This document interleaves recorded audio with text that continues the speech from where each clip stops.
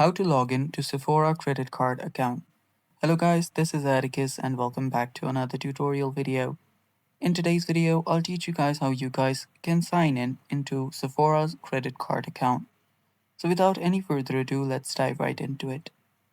First step, open up your web browser and simply search for Sephora Credit Card. After you search for that, you'll find this Sephora Credit Card program by Community. Just head over to this website, that is d.community.net, and after you're there, just let it load. From here, what you can do is you can simply sign in. So here you'll find the sign in option. Tap on sign in. Then all you have to do is enter your username, whatever your username is, then your password. Enter out your password. You can also tap on the show option to see your password. Then tap on remember me if you want to make it easier for future. Then tap on sign in and you'll get logged in into your Sephora credit card. And that's all for today's video. Thanks for watching. Stay tuned for more upcoming videos and bye bye. Take care.